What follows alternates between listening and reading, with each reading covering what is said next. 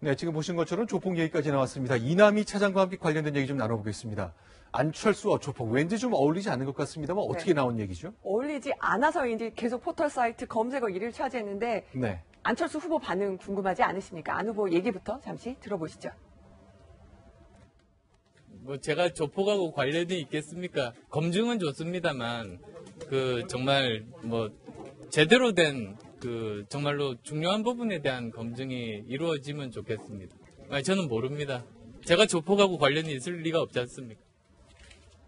여유롭게 말했잖아요. 네. 맨 처음에 한 누리꾼이 이 사진을 올리면서 여기에 네. 전주 지역에 조폭 관계자가 있다라는 글이 네. 올라가면서 네. 이게 지금 확산이 된 건데 아침에 저희 기자들이 확인을 했습니다. 그랬더니 오전 상황에서 국민의당 관계자는 그 당시에 청년들 네. 중에서는 제이씨라고 청년 단체 그런 관계자들이 있었던 것 같은데 네. 조폭 아닌데 우리가 초대한 게 아니어서 모른다 이렇게 말을 했습니다.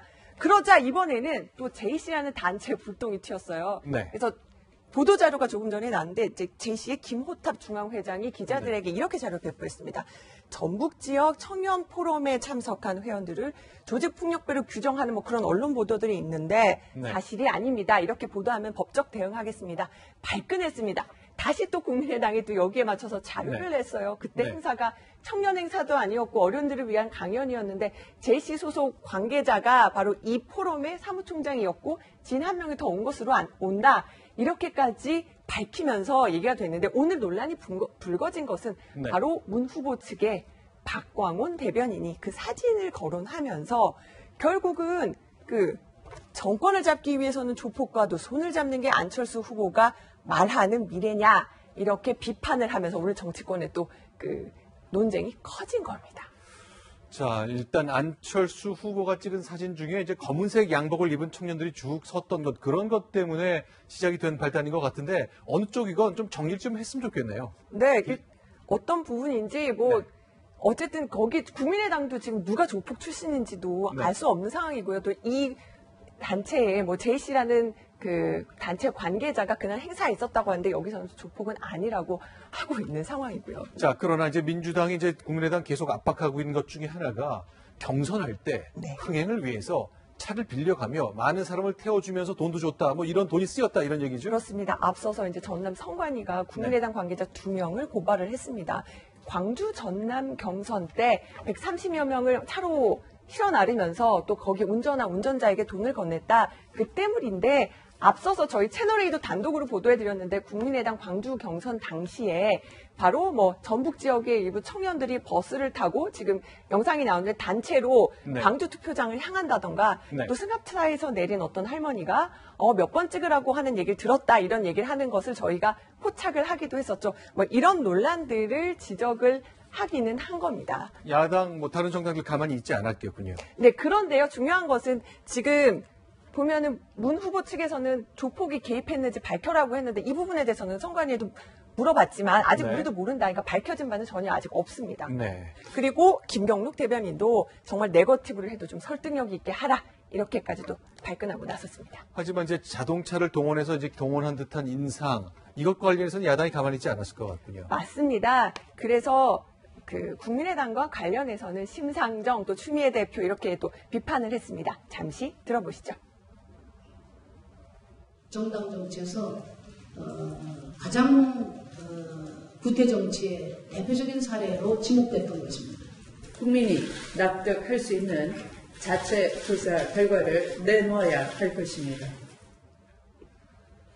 자, 다른 얘기를 좀 가보겠습니다. 그러니까 노무현 대통령이 사돈이 음주 사고를 냈고 그것이 은폐됐는지 등등 민정수석엔 보고됐는지 계속 논쟁이 있었는데 오늘 직접 문재인 대표가 말한 거죠. 보신 것처럼 앞서 네. 리포트에도 소개를 했지만은 당시에 다 종결된 사건이었고 합의가 돼서 민정수석이 관심을 가질 만한 이유가 없었다라고 얘기를 했고요.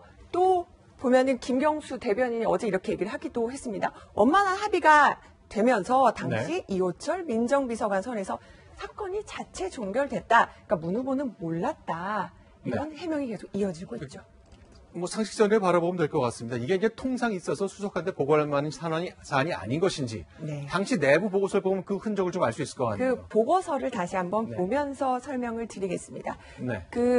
사건, 당시 2003년에 4월에 네. 그 사건 당시에 바로 만들어졌던 보고서인데요. 제가 민정수석실, 민정 1비서관실에서 만든 거는 이 맨 밑대목에 좀 주목해야 될 조치 만하겠군요. 및 건의 부분을 저희가 좀 네. 더 확대해서 보도록 하겠습니다. 보면은요, 이렇게까지 나와 있어요. 당시에는 사건이 그냥 단순 접촉 사고로 종결이 했지만 이 보고서는 이렇게 말합니다. 다음날 술이 깬 뒤에는 상대 운전자에게 사과하고 잠깐만요. 그러니까 노 대통령의 사돈이 그렇죠. 술 취했으니까 내일 술 깬 뒤에 사과하라. 1번. 그렇습니다. 2번은요. 또 피해자가 있을 거 아닙니까? 네. 차량 수리비를 변제해 주는 것이 바람직할 것입니다. 3번. 또 하나, 자, 노 대통령의 사돈인 그 배모 씨에게 향후 음주 자제를 권유하는 것이 좋겠습니다. 그러니까 뭔가 이 민정 1비서관실에서 네. 뭔가 깊게 사돈 관리를 잘 해야 된다라는 지침이 적혀 있는 거죠. 네. 그래서 문재인 후보는 보고받지 못했다, 그러니까 알지 못했다는 쪽으로 지금 문 후보 측이 얘기를 하고 있는데 네. 정치권에서는 이런 부분에 대해서 보고받지 않았다는 것이 상식적으로 이해되지 않는다, 이런 반응이 지금 많이 나오고 있습니다. 알겠습니다. 일단 문재인 후보는 이제 오늘 보고받은 적 없다 그랬고요. 앞으로 어떤 질문에 어떤 식으로 설명할 수 있는지는 계속 지켜봐야 될 것 같습니다. 이남희 차장과 함께했습니다. 고맙습니다.